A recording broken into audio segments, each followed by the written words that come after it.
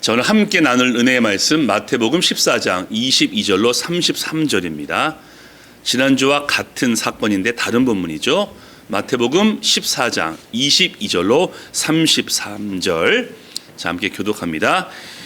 예수께서 즉시 제 아들을 재촉하사 자기가 무리를 보내는 동안에 배를 타고 앞서 건너편으로 가게 하시고 무리를 보내신 후에 기도하며 따로 산에 올라가시니라. 정문에 거기 혼자 계시더니 배가 이미 육지에서 술이나 떠나서 바람을 거스름으로 물결로 말미암아 고난을 당하더라.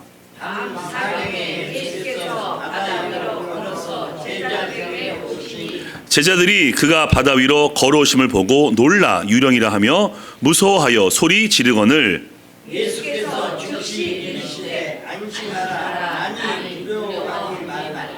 베드로가 대답하여 이르되 주여 만일 주시어거든 나를 명하사 물 위로 오라 하소서 하니 오라 하시니 베드로가 배에서 내려 물 위로 걸어서 예수께로 가되 바람을 보고 무서워 빠져가는지라 소리질러 이르되 주여 나를 구원하소서 하니 예수께서 즉시 손을 내밀어 그를 붙잡으시며 이르시되 믿음이 작으하여 왜 의심하느냐 하시고 배 함께 오름에 바람이 그치는지라 배에 있는 사람들이 예수께 전하며 이르되 진실로 하나님의 아들이로소이다 하더라. 아멘. 오늘 이 본문을 중심으로 해서 여전히 그 자리에 계시는 예수님 함께 말씀을 나눠보겠습니다. 사랑하는 교회 가족 여러분, 캥거루족 들어보셨죠? 예, 그러니까 독립할 나이가 되었는데도 부모를 떠나지 아니하고 부모에게서 의식주를 해결하는 그런 경우를 캥거루족이라고 합니다. 그러니까 새끼 캥거루가 어미 배 주머니에서 먹고 생활하는 것을 빗대한 표현이죠. 그런데 경제적인 불안과 실직 등 때문에 어쩔 수 없이 부모와 함께 있는 경우는 캥거루족이 아니고요. 본인에게 부모에게서 독립할 의지가 없는 경우를 캥거루족이라고 합니다. 품 안의 자식이라는 말이 있죠. 그래서 자식이 품 안에 있으면서 부모의 뜻대로 살면 좋겠지만은 그 자식이 평생 부모의 곁을 떠나지 않는다라면은 답답하겠죠. 자, 하나님이 우리에게 어떠시겠습니까? 물론 하나님은 전능하신 분이기 때문에 우리가 하나님의 품을 떠나지 않고 있어도 평생 돌보실 수 있습니다. 하지만 우리가 새끼 캥거루처럼 하나님께 보호만 받으려고 하고 믿음의 성장에는 전혀 관심이 없다면은 하나님은 어떤 마음을 가지시겠습니까? 자, 오늘 본문 지난주 똑같은 사건이죠. 지난주는 요한복음 기억나시죠? 풍랑과 태풍 앞에서 두려워하는 것이 우리의 자연스러운 감정입니다.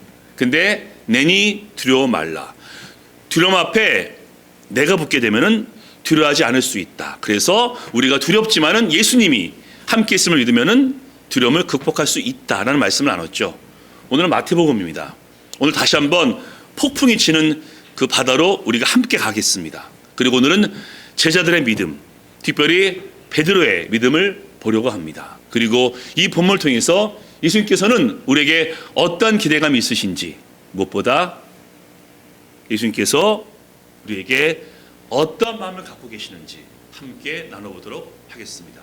자, 첫 번째입니다.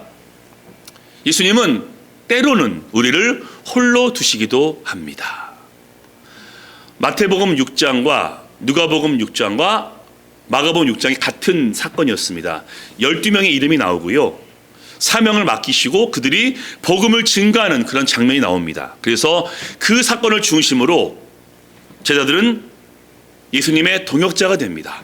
그 전까지는요, 기억하시죠? 예수님께서 표적을 행하시고 제자들은 그냥 목격했습니다.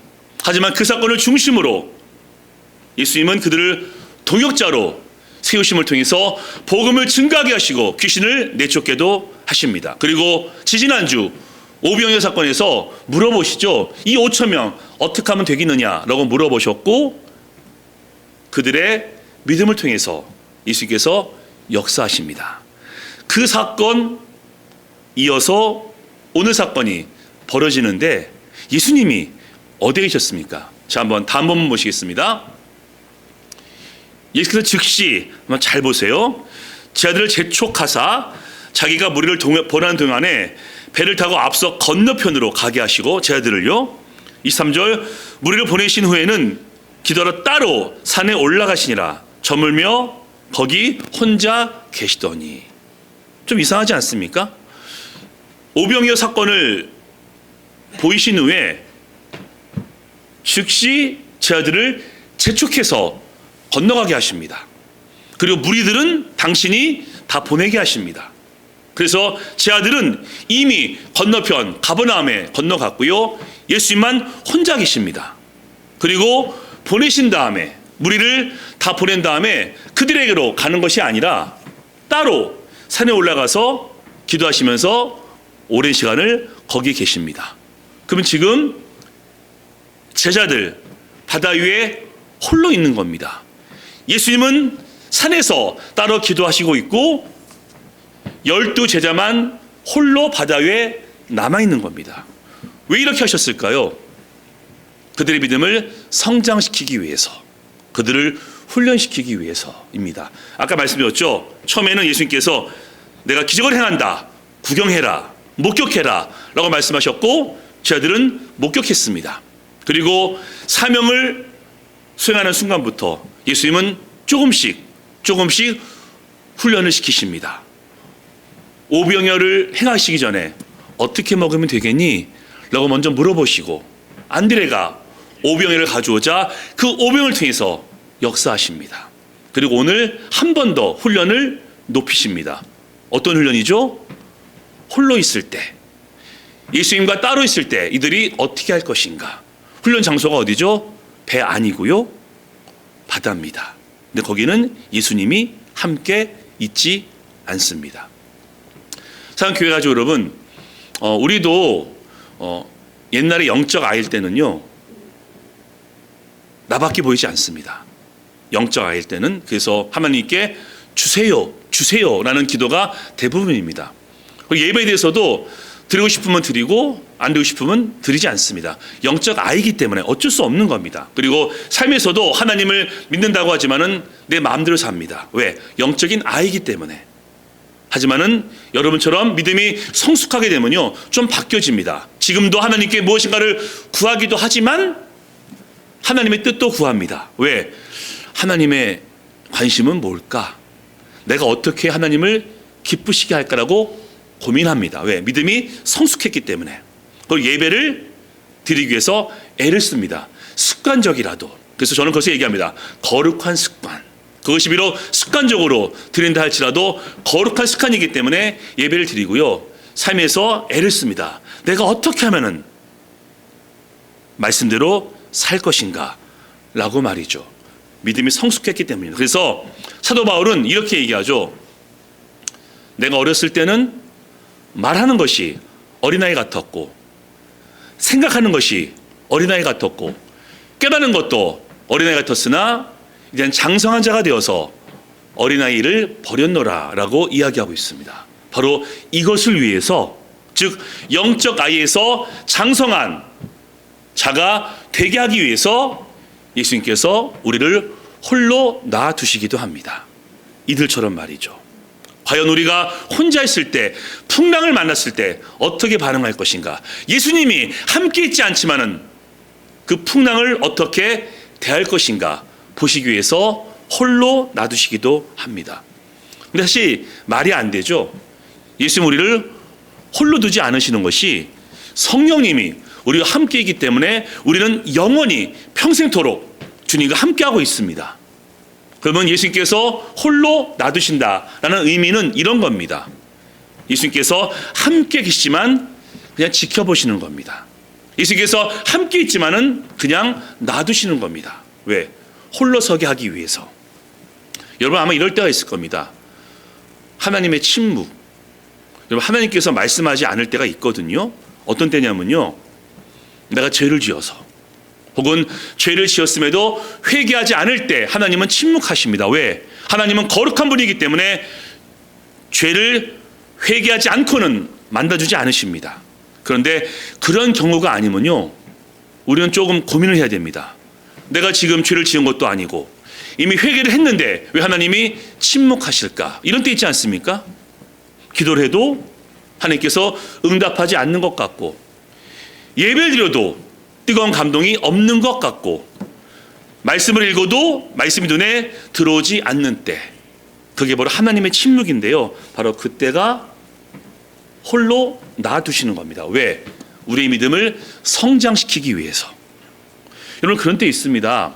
저 같은 경우도 it couldn't be better, 정말 더 이상 좋을 것이 없는 상태인데 마음이 괜히 공허하고 괜히 쓸쓸하고 외롭다라는 때가 있습니다. 그때가 하나님께서 저희 믿음을 한 단계 성숙하기 위해서 주신 홀로서기의 시간입니다. 갓난아이가 어린아이가 되지 않습니까? 어린아이가 청소년 되고 청년 되고 성인 되듯이 우리도 단계를 뛰어넘으면서 장성한 분량에 이르게 되는 것입니다. 산책하시다가 대나무를 보신 적이 있을 겁니다. 대나무가 이 중간 마디가 많을수록 대나무가 큰 거지 않습니까? 대나무에 마디가 없으면요, 대나무는 자랄 수가 없습니다. 부러지게 되겠죠. 마찬가지입니다. 우리 신앙생활 가운데 죄를 짓고 있는 것도 아니고 회개를 했음에도 하나님이 침묵하시는 것 같으면은 바로 그 마디의 시간입니다. 우리 믿음을 한 단계 더 성숙시키기 위해서 하나님은 침묵하실 수도 있고 우리를 홀로 놔두시기도 합니다. 여러분, 어떠십니까? 지금 혹시 하나님께서 왠지 침묵하시는 것 같은 그런 삶을 살고 계십니까? 왜 하나님이 나를 홀로 놔두시는가? 라면서 의구심을 가지십니까? 바로 지금이 우리를 더 성숙시키기 위한 하나님의 때임을 기억하심을 통해서 한 단계 더 성숙하셔서 믿음의 장성한 분량이 이르시기를 주님의 이름으로 축복합니다. 아멘. 그럼 그 시간 동안 우리는 뭘 해야 되는 것이죠? 자, 두 번째입니다. 두 번째, 우리는 그동안 믿음의 시행착오를 합니다. 자, 그 다음 말씀 보겠습니다. 베드로가 대답하여 이르되 주여 만일 주님이시거든 나를 명하사 무리로 오라 하소서 하니 오라 하시니 베드로가 배에서 내려 무리로 걸어서 예수께로 가되 30절 바람을 보고 무서워 빠져가는지라 소리질러 이르되 주여 나를 구원하소서 하니. 자, 지난주 말씀 연결시켜 보는 겁니다.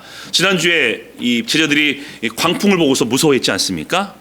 예수님께서 걸어오자 인식하지 못하고 유령이다라고 소리를 칩니다. 근데 예수님께서 내니 두려워 말라라고 말씀하자 제자들이 안도한심을 씁니다. 이때 제자 중 한 명인 베드로가 용기를 냅니다. 예수님, 주님이시거든 저에게 명하사 걷게 하소서라고 하면서 걷게 됩니다. 근데 금방 물에 빠지게 되죠. 근데 여러분, 이게 실패한 겁니까? 물에 빠졌으니까 실패한 겁니까? 혹시 이 본문 보시면서 베드로 왜 저래? 끝까지 예수님 바라봐야지 왜 빠져? 라고 판단하시는 거 아니죠? 저는 너무 부럽습니다. 물에 빠졌을지언정 잠깐이라도 베드로가 무리를 걸었기 때문입니다. 인류 역사상 무리를 걸은 분은 예수님이 처음이자 마지막이었지만 예수님은 하나님이십니다. 그런데 잠깐 동안만이라도 무리를 걸은 자는 베드로가 처음이자 마지막입니다. 이 모습 보고서 실패했구나 라고 누가 감히 얘기할 수 있겠습니까? 그는 주님의 은혜 가운데 믿음으로 잠깐이지만 물 위를 걸었습니다. 사랑하는 교회가 여러분, 믿음이 성장한다. 어떤 의미일까요? 구원받으면 곧장 믿음이 성장하는 거고 완성되는 것일까요? 다시 물어보겠습니다. 여러분, 바다를 보시고 풍랑이 보셨을 때 정말 아무렇지도 않으십니까? 그럴 수가 없습니다. 우리는 풍랑이 일면요 두렵고 걱정되고 힘듭니다. 게다가 예수님이 홀로 놔두시면은 더 마음이 괴롭습니다. 바로 그때 믿음의 시행착오를 하게 되는 겁니다. 아브라함은요 하나님께서 부르셨습니다. 그리고 약속하셨죠. 이삭을 주겠다. 그런데 하갈과 동침합니다. 믿음의 시행착오죠. 다윗은요 하나님의 능력 가운데 이스라엘의 왕이 됩니다. 하지만 평화가 오자 방심하게 되었고 밧세바와 간음했고 우리아를 죽입니다. 믿음의 시행착오를 합니다. 오늘 베드로 잠깐 동안 물을 걸었지만은 물에 빠집니다. 실패가 아닙니다. 믿음의 시행착오. 예수님께서 고난당하시고 십자가에서 죽을 것을 예고했을 때 베드로가 뜯어 말립니다. 그래서 예수님께 책망받습니다. 사탄아 물러가라 라고 말이죠. 믿음의 시행착오입니다. 그리고 예수님께서 체포당했을 때 베드로가 예수님을 모른다라고 부인했습니다. 믿음의 시행착오죠. 우리 또한 마찬가지입니다. 우리 매일 넘어지고 실패하고 쓰러집니다. 그래서요, 믿음을 가졌다, 믿음이 성숙했다는 바람을 보고 태풍을 보고 아무렇지 않다가 아닙니다. 물론 차이가 있습니다. 영적인 아이일 때는 인생의 고통이 오거나 풍랑이 일면요, 예수님을 금방 찾지 않습니다. 오래 걸립니다. 그리고 어떤 계기가 되어서 그때 예수님을 찾는 것이 영적 아이지만은 믿음이 성장하게 되면요, 그 시간이 줄어듭니다. 풍랑이 와서 힘든 것은 똑같지만은 곧장 주님께로 눈을 돌려 주님의 도움을 구합니다. 그래서 여러분, 믿음이 좋다, 믿음이 성숙했다, 좀 정의를 다시 내릴 필요가 있습니다. 바람이 불 때 바람이 보이지 않고 주님만 보인다, 딱 믿음이 좋은 것이 아닙니다. 물론 그러면 좋겠죠. 근데 정말 가능할까요? 전 자신 없습니다. 바람 부는데, 풍랑이 부는데 나 아무렇지도 않아, 주님밖에 안 보여 할 자신 없습니다.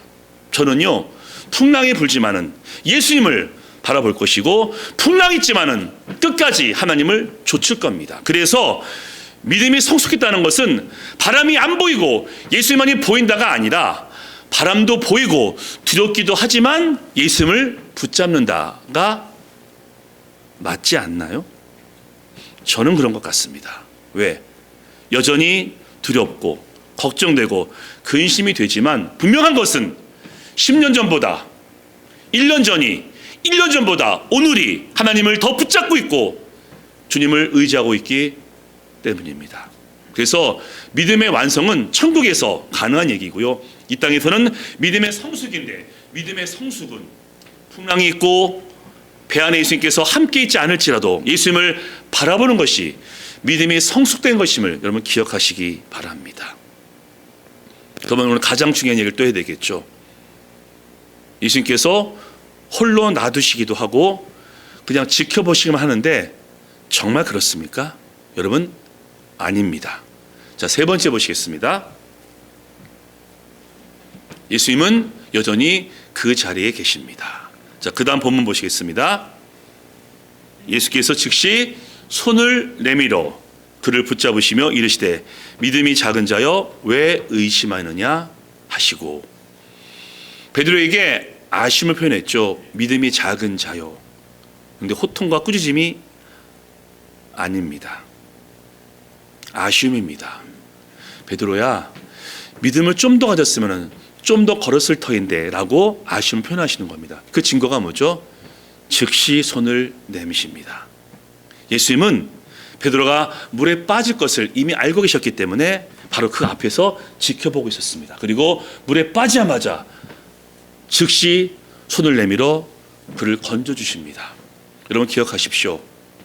예수님은 베드로가 믿음이 작아서 물에 빠진 것에 의미를 두기보다는 잠깐이라도 믿음 가운데 물 위를 걸은 것에 더 의미를 두십니다. 즉시 손을 내밀어.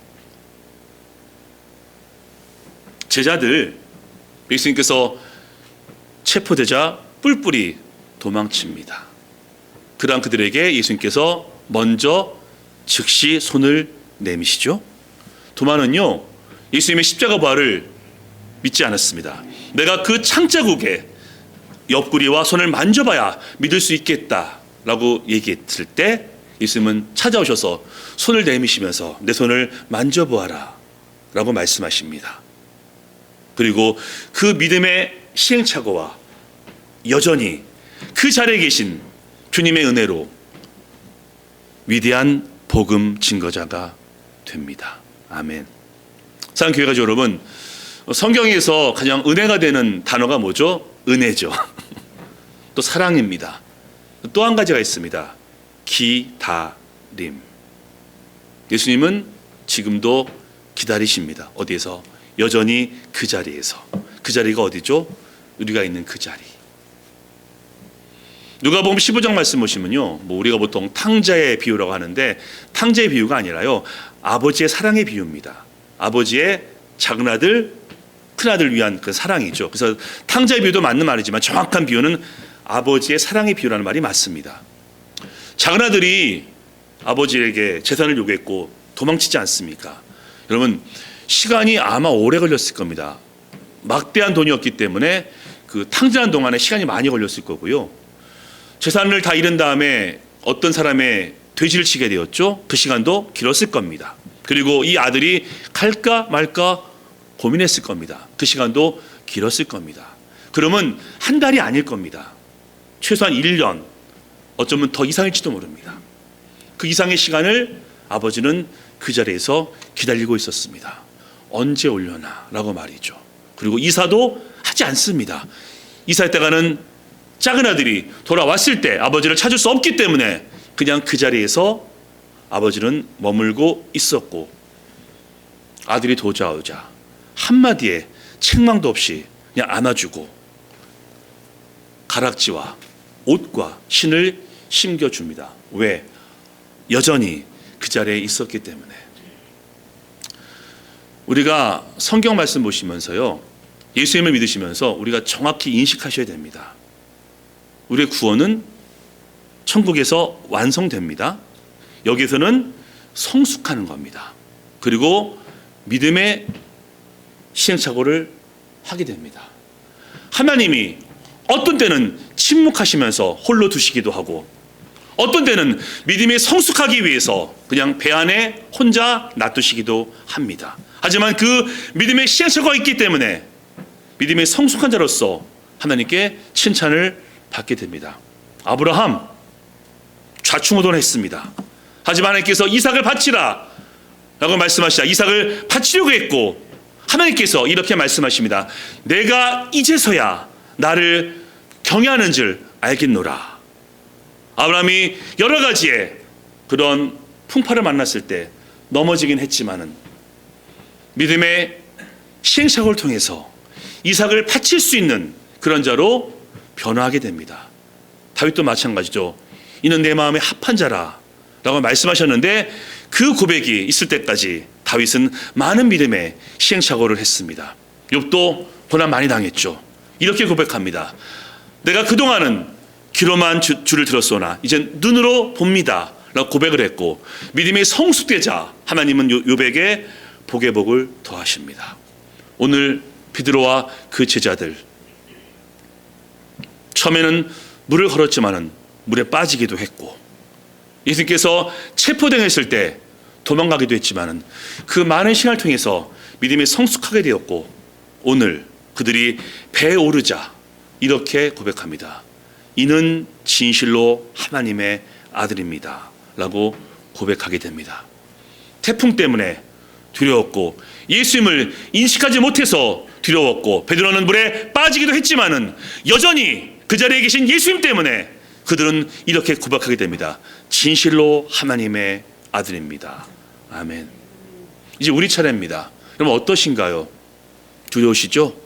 염려 많으시죠? 걱정도 많으실 겁니다. 하지만 기억하십시오. 내니 두려워하지 말라. 두려움과 걱정과 근심 앞에 내니 예수님이 없으면 계속 걱정하시고 두려워할 겁니다. 하지만 예수님이 그 두려움 앞에 놓이시게 되면 두려워하지 말라가 될 것입니다. 또 하나가 있죠. 내 믿음이 성숙하고 있는가, 내가 영적 잘하고 있는가 의아할 때가 있을 겁니다. 왜 아직도 이 모양이지? 왜 이거밖에 안 되지? 라고 한숨 쉴 때가 있으시지 않습니까? 그리고 풍랑이 불 때, 풍랑이 두렵고 물에 빠지게 되면은 자괴감이 들 수도 있습니다. 하지만 기억하십시오. 예수님은 여전히 그 자리에 계시면서 손을 내미십니다. 누구에게요? 물에 빠져 있는 바로 우리에게, 나에게 손을 내미심을 꼭 기억하시기 바랍니다. 우리는 나를 포기할지라도 우리 주님은 절대로 우리를 포기하지 않으시기 때문에, 그래서 오늘 여전히 그 자리에 계시는 예수님을 의지하심을 통해서 다시 한번 물에서 나오시기를 주님의 이름으로 축복합니다. 아멘. 자, 마지막 말씀 함께 읽고 설교를 마무리하겠습니다. 자, 있습니다. 시작. 내가 주의 영을 떠나 어디로 가며 주의 앞에서 어디로 피하리이까? 내가 하늘에 올라갈지라도 거기 계시며 수월에 내 자리를 펼지라도 거기 계시나이다. 내가 새벽 날개를 치며 바다 끝에 가서 거주할지라도 거기서도 주의 손이 나를 인도하시며 주의 오른손이 나를 붙드시리이다. 아멘. 여전히 그 자리에 계신 예수님을 붙잡으심을 통해서 다시 한번 일어서기를 예수님의 이름으로 축복합니다. 아멘. 자, 이번 적용입니다. 첫 번째 적용은요, 자, 읽습니다. 시작. 우리의 믿음이 성장할 것을 기대하자. 아멘. 두 번째 있습니다. 시작. 그 자리에 계신 예수님께 나아가자. 아멘. 믿음의 시행착오가 있고 때로는 물에 빠지기도 하지만은 늘 우리와 함께하는 예수님의 손을 꼭 붙잡으심을 통해 은혜 가운데 믿음이 성장하시기를 예수님의 이름으로 다시 한번 축원합니다. 아멘. 우리 한번 기도하겠습니다.